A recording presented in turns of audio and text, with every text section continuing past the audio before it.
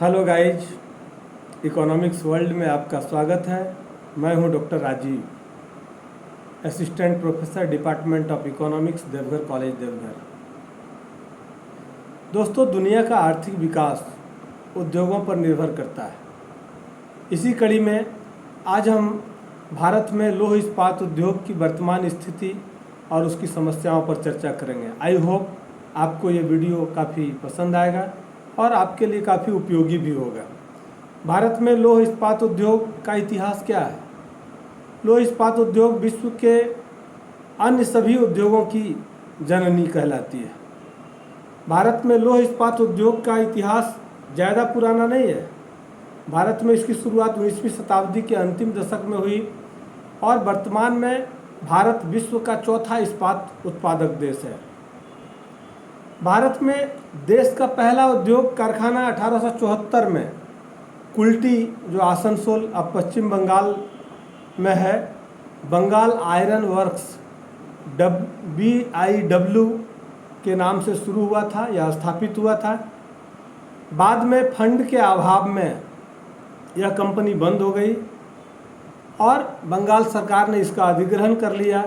इसके बाद इसका नाम बदलकर बराकर आयरन वर्क्स कर दिया गया। लौह इस्पात कारखाना बड़े पैमाने पर देश का पहला कारखाना 1907 में जमशेदजी टाटा, जो तब 1907 में चूँकि झारखंड अलग नहीं हुआ था, तो तब के बिहार के सकाची नामक स्थान पर स्थापित किया गया, जो अब झारखंड में है और जमशेदपुर सकाची में यह स्थित है। दोस्तों, पंडित नेहरू ने कहा था कि steel was a symbol of the strength of the economy and A patent of the glory of India of the future. चूँकि भारतीय लौह और इस्पात उद्योग एक सदी पुराना है।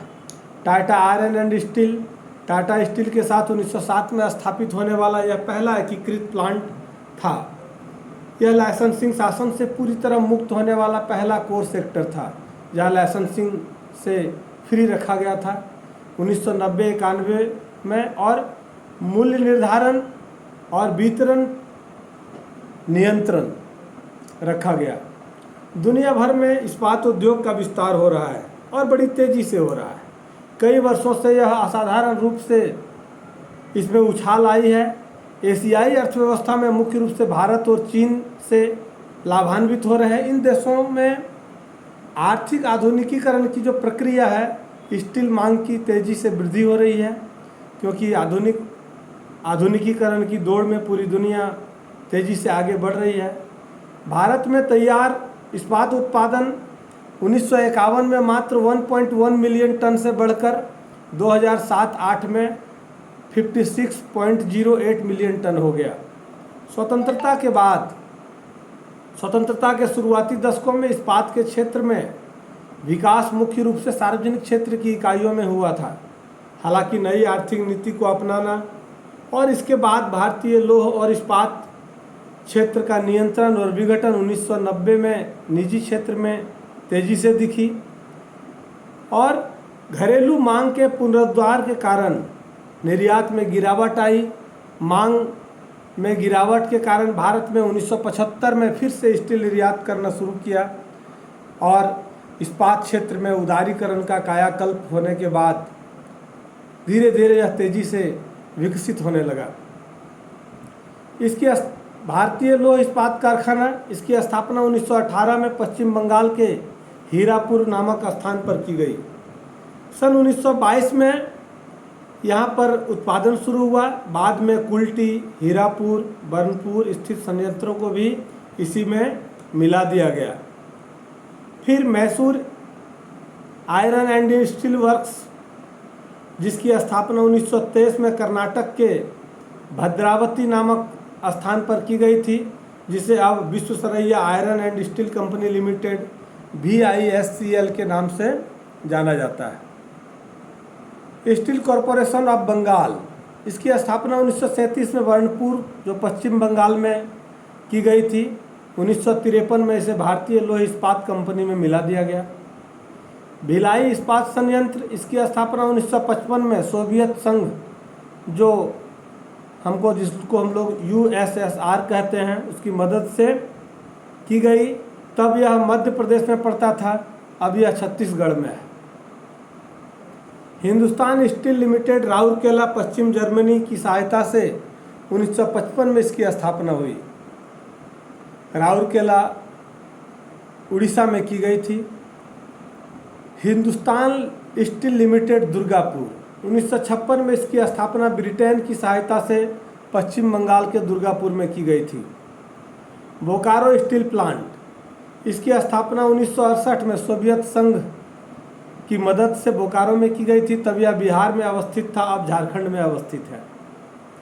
24 जनवरी 1973 को Bhilai, Rourkela, Burnpur, Salem, Bokaro, Durgapur, Visvesvaraya iron and steel company limited को एक करके सेल बना दिया गया, जिसको हम लोग अब सेल के नाम से जानते हैं। स्टील अथॉरिटी ऑफ इंडिया 24 जनवरी 1973 को भिलाई, राउरकेला, बर्नपुर, स्लेम, जो सबको मिलाकर बनाया गया। साल 2014 में भारत विश्व का चौथा, चीन, जापान, USA के बाद भारत सबसे बड़ा इस्पात उत्पादक देश है, यानी दुनिया के देशों में भारत का स्थान चौथा है इस्पात उत्पादक के रूप में।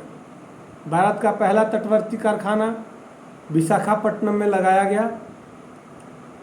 दोस्तों, भारत में उद्योग, चाहे वह लोहा हो, इस्पात हो, सीमेंट हो, चीनी हो, कपास हो, कपड़ा हो, IT हो, जितने सारे इंडस्ट्रीज हैं, आज भी निश्चित रूप से एक देश की अर्थव्यवस्था का महत्वपूर्ण घटक के रूप में उद्योग विकसित हुआ है और इसे आधुनिकीकरण का क्रूस माना जाता है। स्टील की प्रति व्यक्ति खपत का जो स्तर किसी भी देश की सामाजिक और आर्थिक विकास और जीवन स्तर के महत्वपूर्ण संकेतों को प्रकट करता है।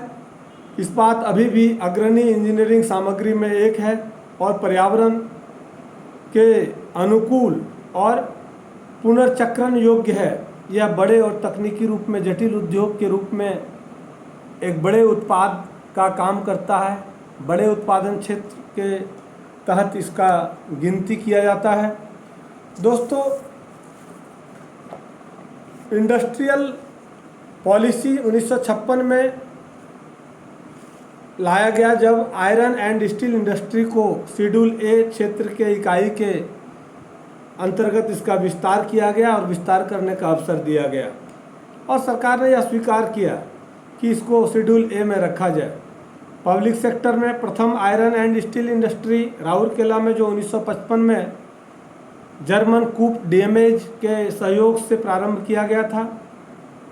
सेकेंड प्लान में पब्लिक सेक्टर में उद्योगों का सिलसिला प्रारंभ हुआ और जैसा मैंने कहा कि भिलाई स्टील प्लांट, जो USSR सोवियत संघ समाजवादी गणराज्य, जिसको हम लोग कहते हैं union of Soviet socialistic republics के नाम से जाना जाता है, और उपरोक्त सभी पब्लिक सेक्टर की जो इकाइयां हैं उसकी उत्पादन क्षमता दिन प्रतिदिन बढ़ती चली गई और उसके कारण आज दुनिया के अंदर इस्पात उद्योग के क्षेत्र में स्टील उद्योग, स्टील इंडस्ट्री का बहुत इम्पोर्टेंट रोल है। हम जानते हैं, जैसा मैंने कहा, कि दुनिया के आर्थिक विकास में उद्योगों की भूमिका बहुत ही महत्वपूर्ण है और इसके बाद कई परियोजनाओं के माध्यम से अन्य उद्योगों की भी स्थापना की गई, जिनकी चर्चा मैं कर रहा था, और बाद में सेल के अंतर्गत इन सबों को मिला दिया गया और एक कर दिया गया ताकि सबका नियंत्रण और वितरण एक साथ हो। इसलिए इस तरह के नियम को बनाया गया जिससे सारे जो बड़े इंडस्ट्रीज हैं वो एक हो जाएं। लेकिन एफिशिएंसी का जो इंक्रीजमेंट है, कैपेसिटी जो है, वह क्या है कि inefficiency of public sector units जो है, प्रारंभ से ही पब्लिक सेक्टर की इकाइयों की कार्यकुशलता असंतोषजनक रही, जिसका कारण है सोशल ओवरहेड्स पर अत्यधिक विनियोग, कमज़ोर श्रम संबंध, कमज़ोर प्रबंधन, अंडर यूटिलाइजेशन ऑफ कैपेसिटी, इन सबों के कारण उसके उत्पादन में वृद्धि नहीं हुई, परंतु हाल के वर्षों में स्पष्ट रूप से इस दृष्टि से सुधार हो रहा है जो दृष्टिगत होता है, क्योंकि इसके अंतर्गत बहुत सारी समस्याएं भी थी जिन समस्याओं की चर्चा हम आपके समक्ष करना चाहेंगे। The problem of administered prices. Administered prices का जो प्रॉब्लम था, सरकार वर्षों से एडमिनिस्ट्रेड प्राइसेस की नीति अपनाती रही एवं स्टील के वितरण को अपने नियंत्रण में रखी।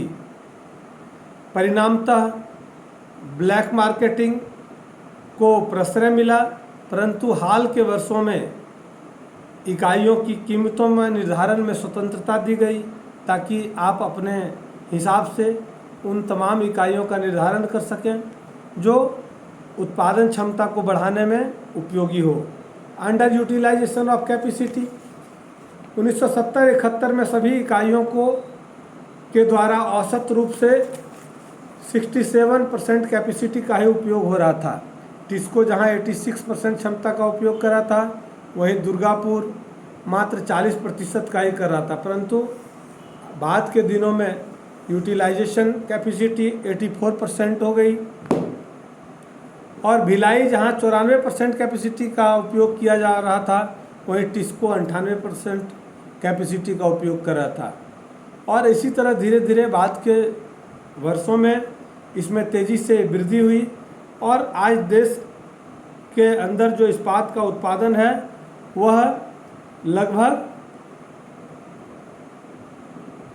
40 मिलियन टन्स के अप्रॉक्स प्रोडक्शन हो रहा है, जो 2025 तक 45 मिलियन टन प्रोडक्शन की योजना बनाई गई है और धीरे धीरे यह काफ़ी तेज़ी से आगे बढ़ रहा है। दोस्तों, अगर आपको यह वीडियो पसंद आए तो आप सब्सक्राइब करेंगे। जय हिंद।